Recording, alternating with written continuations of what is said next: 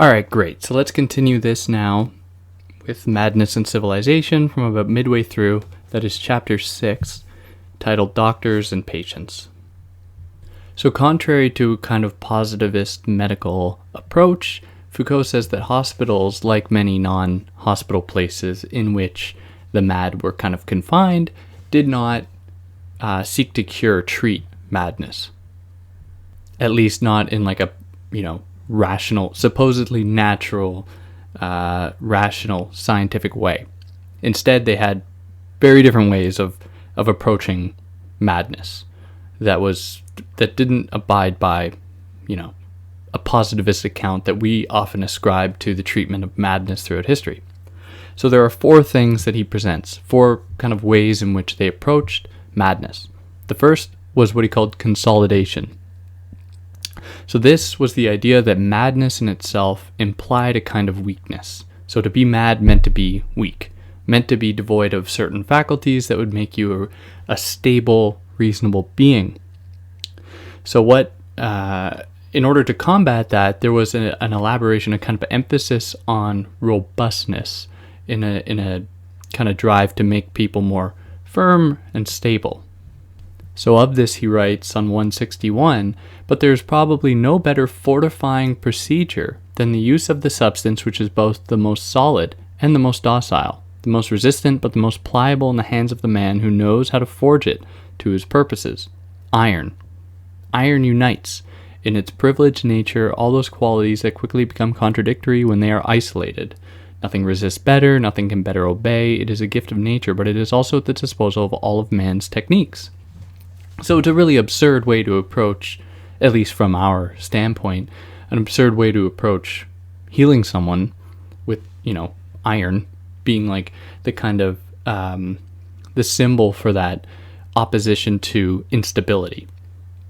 But that's what Foucault is doing here. He's showing us the many different ways that people adapted to, people sought to correct, people sought to deal with madness, and how it wasn't simply a kind of teleological movement where, there was a problem identified and that various, experiments were conducted to try and figure out real, cures to the problem and so on and so forth.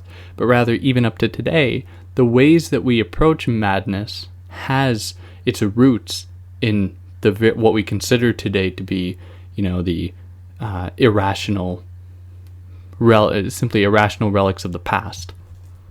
But I digress. So then we move into the next one here, the next sought after cure, and that was the idea of purification. So it was believed that to be mad meant to be impure, like through your blood.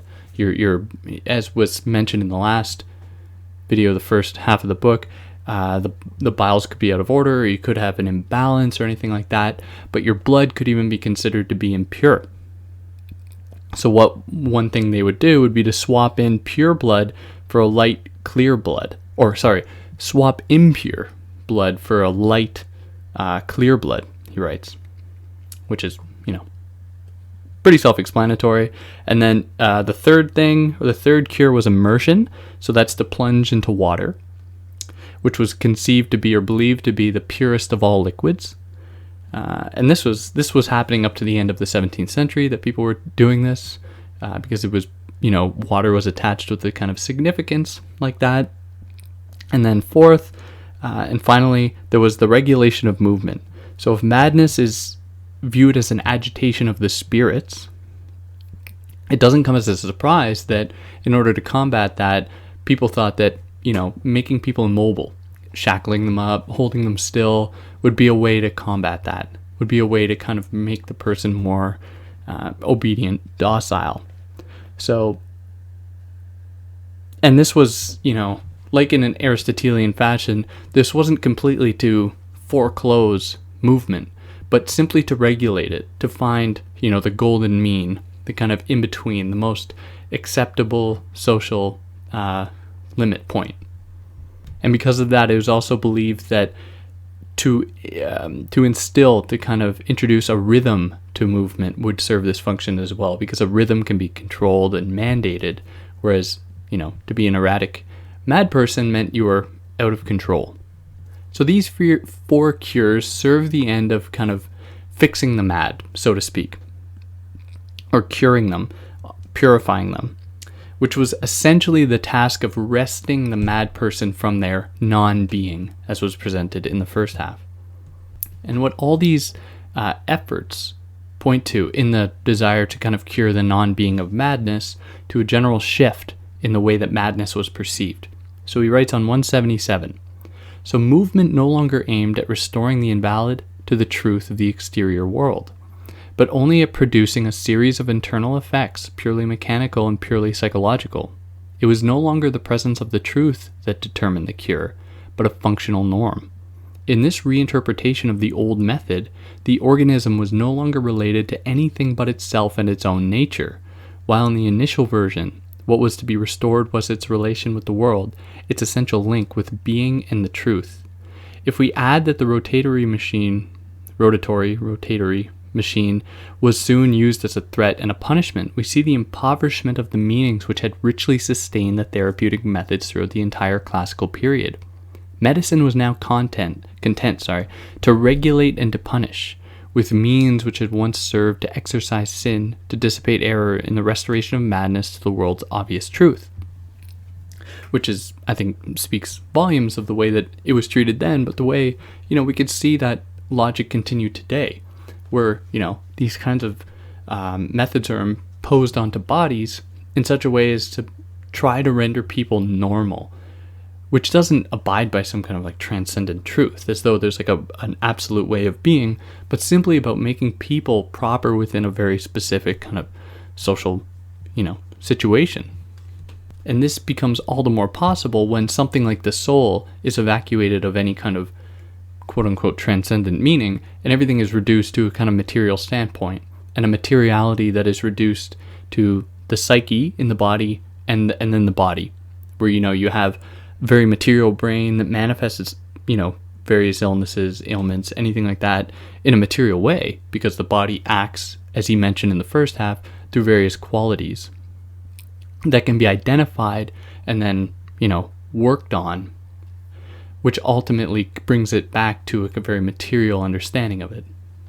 But this still, even though it all kind of belongs to a material domain, it still marks a split, right? Like the split I mentioned between the psyche and the body, between, mind and body, all these kinds of things. So he says that this difference, this kind of demarcation, only begins to exist in all its profundity the day when fear is no longer used as a method for arresting movement, but as a punishment, when joy does not signify organic expansion but reward, when anger is nothing more than a response to concerted humiliation. In short, when the 19th century, by inventing its famous moral methods, has brought madness and its cure into the domain of guilt, as though he's saying, there's something fundamentally wrong in relation to, the social paradigm, cultural paradigm or whatever, about madness.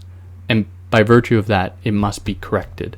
And it is then that this demarcation comes about, because madness is then associated with, the mind, what's going on in the mind.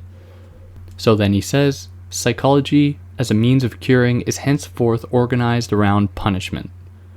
And this punishment also participated in this split because it wasn't the mind that would be affected, it was the body. It was the body that would be whipped in order to make up for the problems going on in the mind. So that just reinforced the idea that there was this kind of inherent split between the two. And as a result, we see the reemergence of a split between passion and delirium, where passion is associated with the body and delirium associated with reason, or, the kind of moral compass by which someone engages with the world. So the passions are what, affects the body at the level of the blood and the bile and all that kind of stuff, whereas reason being that thing that belongs to the mind ostensibly, and delirium being that moment that someone doesn't see the world or has some kind of, problem in their perceiving the world, which is a task of the brain. So that's how in this way we see this reemergence of that split. Again, this being evidence of a kind of return to a, quote-unquote archaic way of approaching the matter, not through some kind of medical scientific process. So then if we consider now how there's this reemergence of the passions and delirium, Foucault says that there were three ways to approach that split. that reemergence of that split, where he gives us three approaches. He says that the way that the person suffering from delirium would be approached or sought to be cured was through an awakening, where it was viewed as though the person suffering from delirium was simply caught in a dream, and that they must be brought back into the domain of reality in order to be taken out of that kind of comatose state. So the physician then marked what Foucault calls a kind of authoritarian intervention into the dream to bring them back into reality. So even this changes over time, though, where the physician ultimately becomes a kind of moralist, because that is what happens with power. Power becomes normalized, and then the way that it is enforced is not through direct, overt means, but rather through its being integrated into the very social fabric to the point that it becomes the norm or the moral. So that's the first one, and then the second one is theatrical representation. So this was a very different approach. What this sought to do was to kind of play into the so-called delirium of the mad person, to essentially play the same game. So if someone was saying that, they thought themselves to be the king of France, well, the people there, the physicians, would say, okay, if you are the king of France, make us stop doing this. To which that was supposedly supposed to make the person realize that they weren't actually the king of France, and to kind of wrest them from that dream, that kind of delusion, through that means, not by a kind of, violent waking up, but by a slow participatory mechanism. And like a good example of this that we see today, and which is funny that we still see it represented in popular culture, is actually on the show Friends. And if you aren't familiar with the show, this will probably land on deaf ears. But there's an episode when one of Joey's, who's a character in the show, who happens to be an actor within the show, one of his fans becomes completely enamored with him, but doesn't believe him to be an actor, but believes him to actually be the character.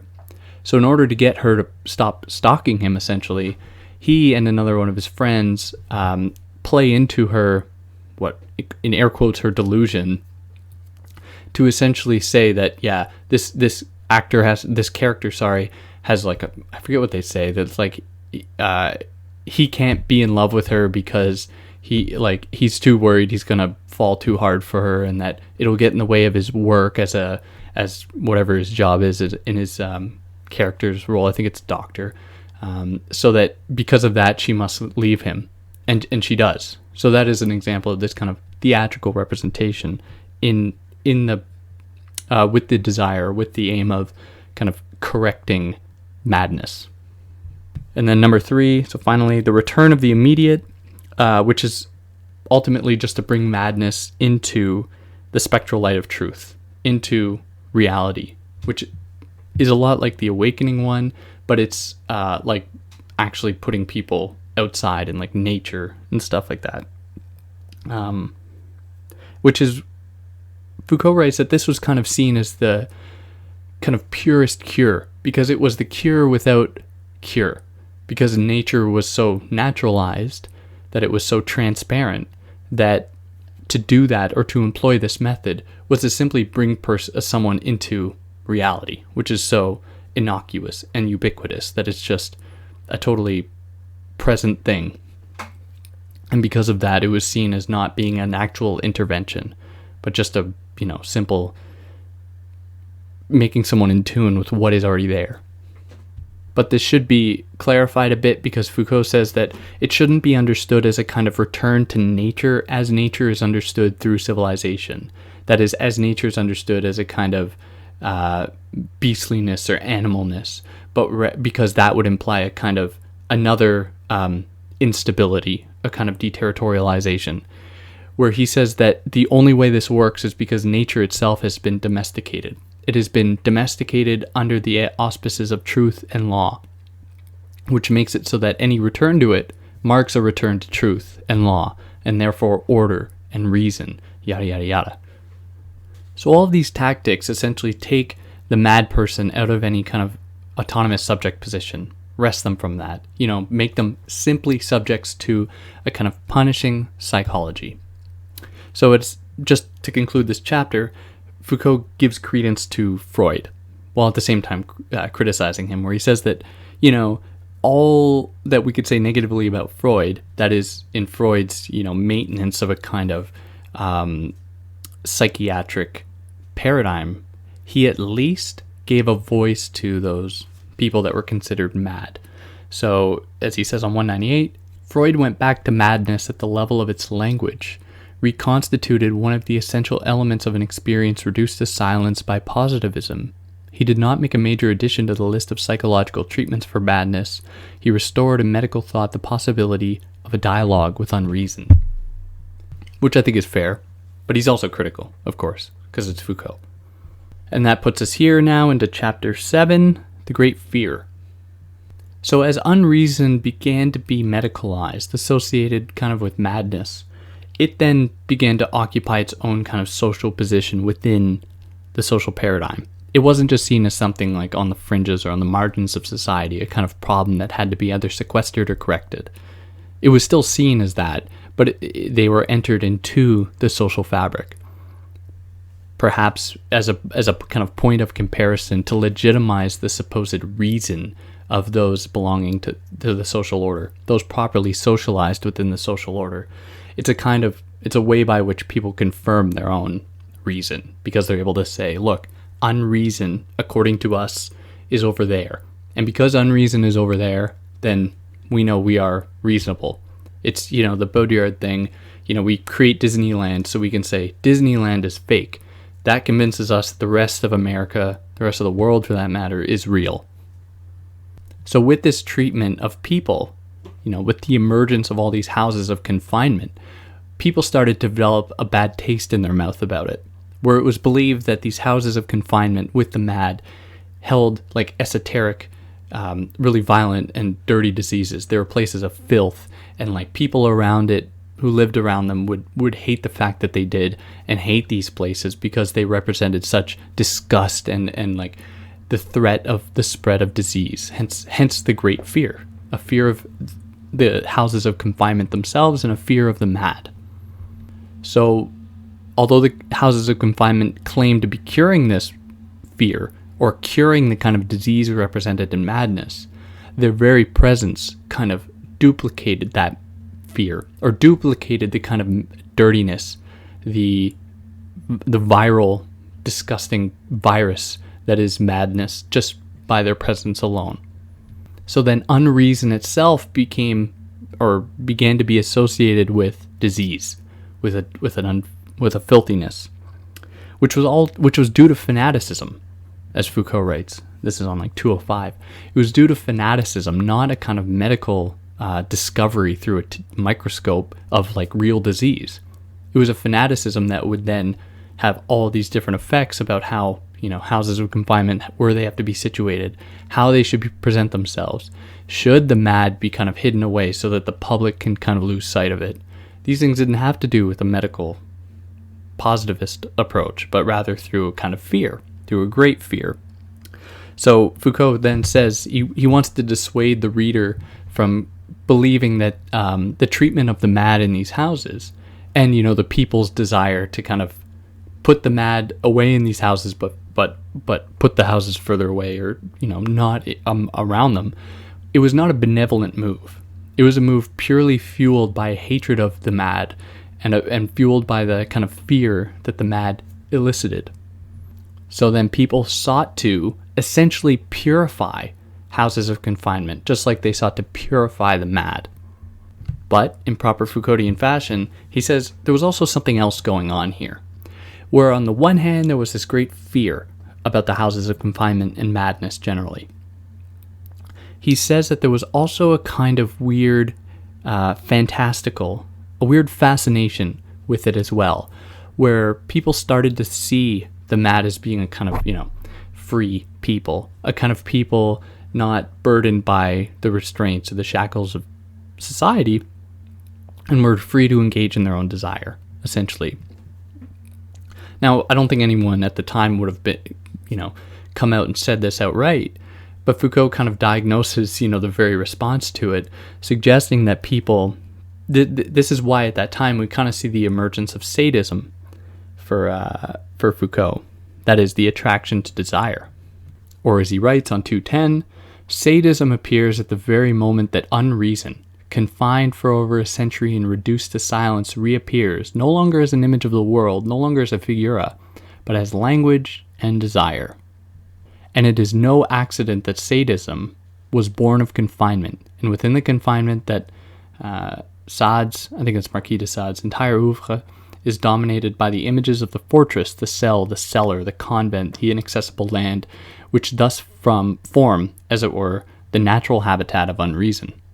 So this growing kind of societal disdain for madness as being something that was, presented a problem, then began to be sought to be explained. So then there are Foucault provides us another kind of list of possible ways that people saw madness as being a problem, or what it essentially came from. So the first one being madness and liberty. So this is the idea that madness is essentially a consequence of freedom. So this freedom is not synonymous with freedom in nature, which would imply kind of animality, but a freedom of civilization, where, with the growing, supposedly, let's say, trickle-down economic thing where people have more free labor time, supposedly, then they are, free to engage in all kinds of bad things, or just to be idle, to be licentious, that is, kind of lazy, which is pretty that gets at the heart of it there. Then number two, the association of religion and time with madness. So religion essentially might make people delusional. At least people might have thought that at this time. And religion, like the mad, punishes, which is why, it was seen that perhaps the madhouses employed this very same method. And then finally, number three here, madness, civilization, and sensibility, it is titled. So civilization essentially fosters madness. So desire for knowledge, hallmark of civilization, Foucault says, makes people stir crazy. So civilization moves people from rhythm of nature, essentially into the realm of knowledge, art, literature, all that kind of stuff. And the example that he gives is how the novel was conceived or believed at the time to be a thing that kind of induces madness, because then you spend too much time in the brain, not enough time working with your body, kind of moving yourself away from the rhythms of nature. So all these pointed to a general trend or a shift in the way that madness was perceived, where at a time, and this was presented in the first half, madness was associated with a kind of animality. Now it was seen as something, a detachment from what Foucault calls the immediate. So a detachment from the rhythms of nature, because nature somehow has a rhythm, but it is a rhythm that is inscribed upon it by civilization itself.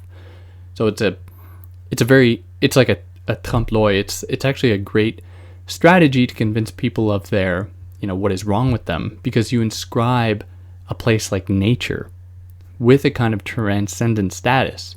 But then you code and confine this transcendence so that people seek it, right? Without knowing that, the jackals of science, of civilization, of order, of law, have gotten there first and essentially set its conditions.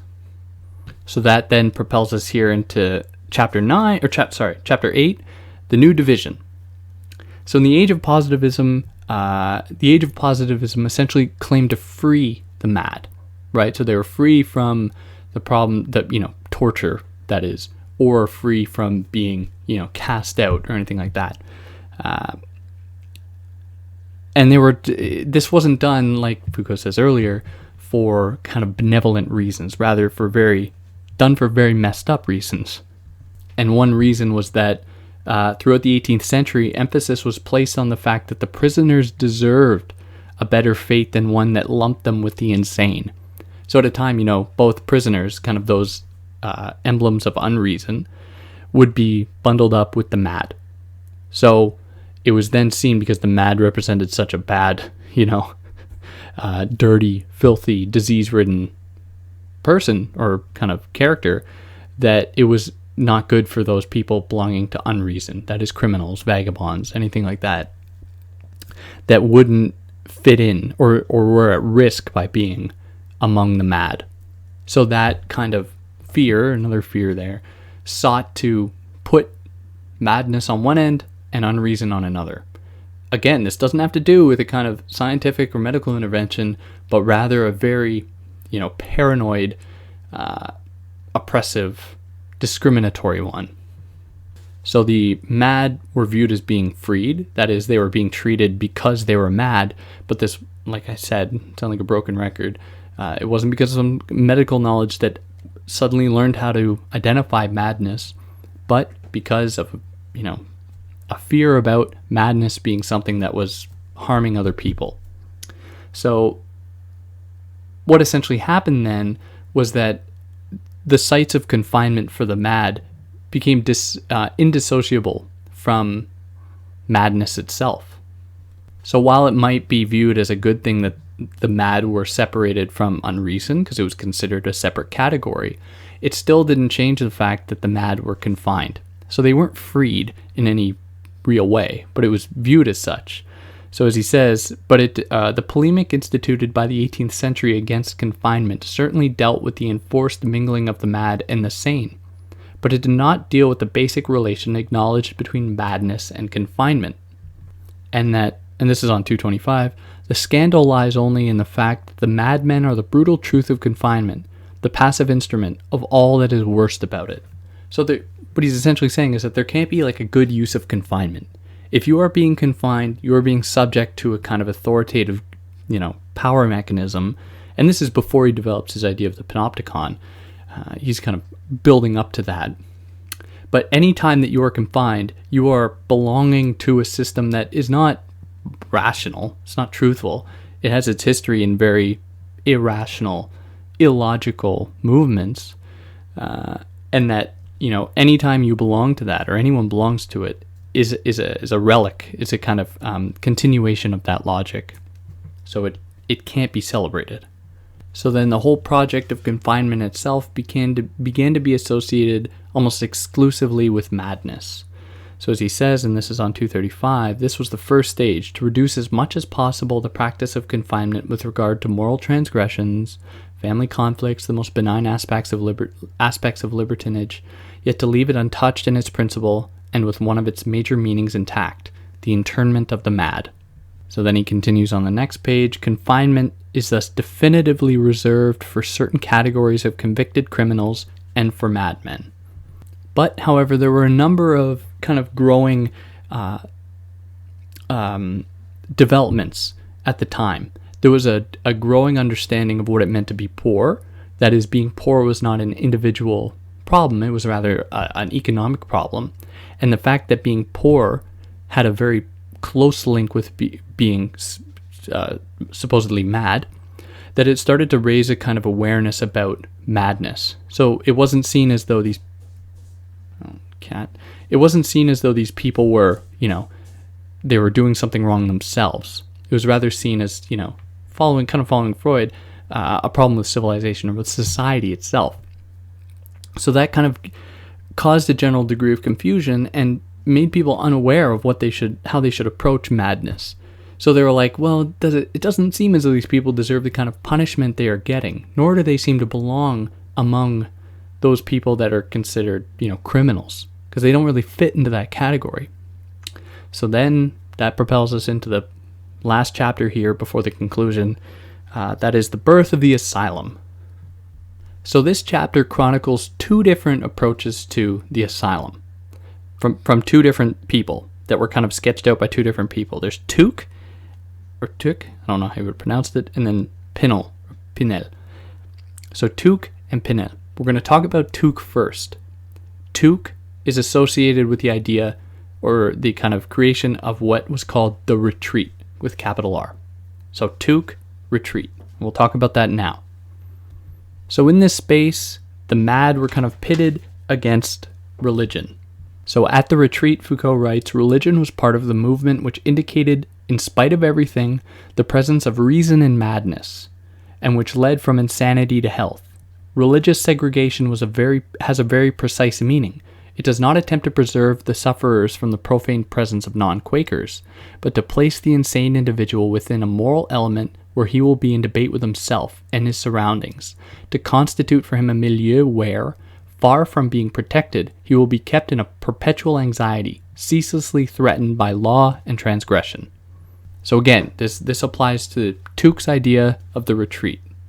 So one of the things that was used against the mad was essentially to put them to work, but not productive work, like making things, that could be useful, but just work for the sake of work, a kind of return to a rhythmic life was one of the ideas, which served the end, or one of the tasks was to make it so that the mad would not elicit fear among others or among the mad themselves. And what this began to do, again, this is in Tuke's idea of the retreat, was to make the madman assume a kind of place of the other.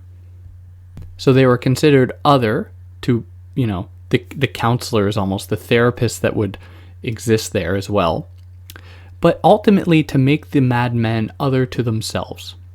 So one of the ways that this was done was they would put on events, like gala-like events, where they had the mad.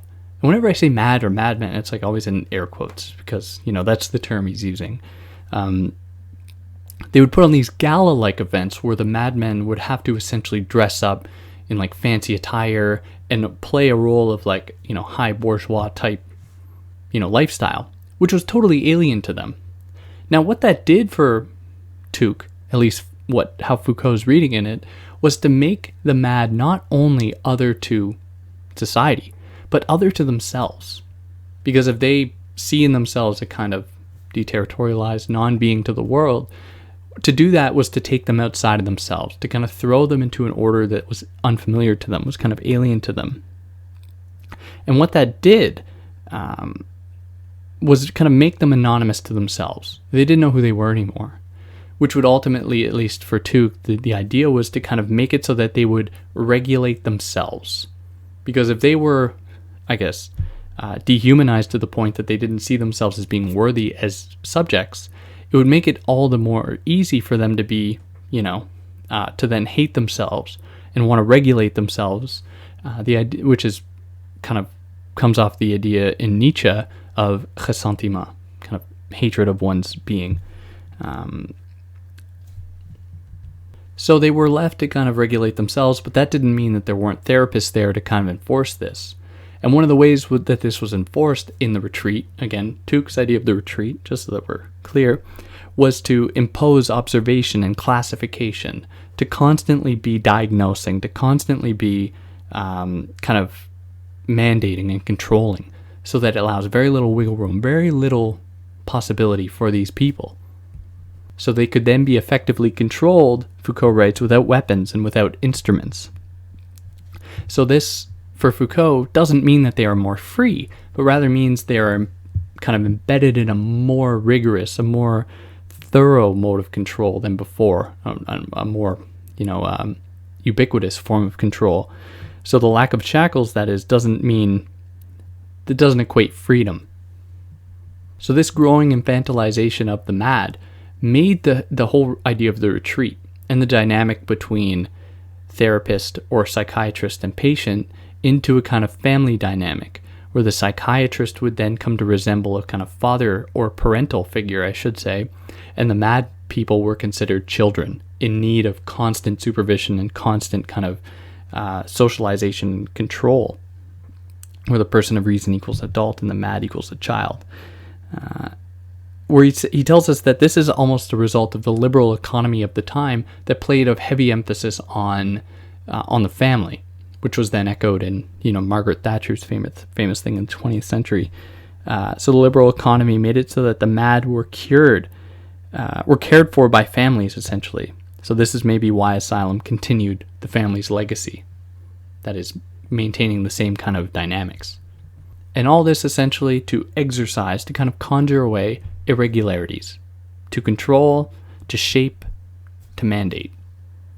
Now from that, again, Tuke's idea of the retreat, we go to Pinel, I don't know properly pronounce it, who gives us another way that the mad were approached in these kind of asylum-like places. So they were approached with silence, number one. So this was exercised by deriving mad of any kind of communication with otherness. So they were then forced to, totally occupy themselves, which was supposed to kind of make them, free them from their own being, essentially, or to make them privy to their own madness. So then there's number two, which was recognition by mirror, which is pretty much the same thing, but not through silence, where they would be shown to themselves as what Foucault writes as pure spectacle and absolute subject through the mirror, not through silence. And then third, or I should say more about that, different. This would be different from the retreat where, there were these kind of therapeutic, panoptic figures that would gaze at the other or gaze at the madman. There was more of an emphasis here on the mad person recognizing in themselves the problems themselves. And then third, there was perpetual judgment. So this was, pretty self-explanatory. They were constantly being judged or perpetually being judged, which emphasizes for Foucault the asylum's juridical character. So Pinel's approach set the stage, Foucault believes, for the asylum in the age of positivism, to which we must add, a fourth condition, that is the presence of what was called a medical personage. So this person, not a scientist, but was essentially supposedly a wise man, in quotes. At least that's how Foucault characterizes them. So what they both have in common then, between Tuke and Pinel, is this kind of persona of the medical person, where in Tuke it's like the psychiatrist or the therapist, and in Pinel it's this medical person. So this medical personage, not science in the asylum. So this is a person that instills punishment not because they necessarily got a degree in what it means to experience or to deal with madness, because the knowledge didn't exist, for there to be universities that studied these things. But yeah, to essentially make it so that there was just a person who was believed to have some kind of authority to impose that authority within these spaces. So the control that we see in the asylum is not solely reserved for that space. It's a microcosm for what's going on in society at large, an idea that Foucault builds more heavily in Discipline and Punish, which I'll get to here at some point. And again, to kind of conclude here, at least this chapter, Foucault wants to really emphasize that what we call scientific objectivity is only a product of what he calls a magical nature, not positivist truth. It comes from, rights, social conditions, culture, not from a transcendent, all-explaining universal account, which is, I think, a very important way to look at it. And that propels us here into the conclusion, which is it's a really confusing conclusion, because he brings up all these different artists and philosophers who are often considered to be mad, and that it is by virtue of them being mad that they have such a place within society, that because they were mad, they were able to access a kind of higher truth, where Foucault wants to dissuade that. So he gives the example of Nietzsche, among others, but Nietzsche is the one I'll focus on. So there's nothing mad about Nietzsche's work. It reveals the extent to which madness is inscribed in the world, to some extent. So Nietzsche wasn't mad, and that is what made him, Nietzsche. It is because the world is mad, and Nietzsche just spoke the logic of the world, essentially. At least that's how I understand it. And it is for that reason that Nietzsche's work is not a work of madness. In fact, it actually combats madness and all these other works of art that he presents, from Marquis de Sade and Goya, that he argues, and it's really enigmatic, where he says that the work of art combats madness, and it's difficult to, kind of reconcile, but I'm doing my best here. So the quote that speaks to me the most to kind of confirm my idea that it is not the work of art that is mad, but rather it is the work of art that speaks to the madness of the world, is here. So this does not mean that madness is the only language common to the work of art and the modern world. But it means that through madness, a work that seems to drown in the world to reveal there its nonsense, and to transfigure itself with the features of pathology alone, actually engages within itself the world's time, masters it, and leads it. By the madness which interrupts it, a work of art opens a void, a moment of silence, a question without answer, provokes a breach without reconciliation, where the world is forced to question itself. Which I think is the best place to, the best quote to end on, and that's on 288 in my version. And that conclusion is is short. Like, it's only 10 pages or so, maybe a little less. And I feel like Foucault could have drawn it out a little more, but it's what we got. And it's good. Even just then, you get quite a golden nugget of his own thought, his own philosophical, rigor and approach. But yeah, I think that pretty much wraps it up. I hope that it was helpful. I love this book. Foucault's the man.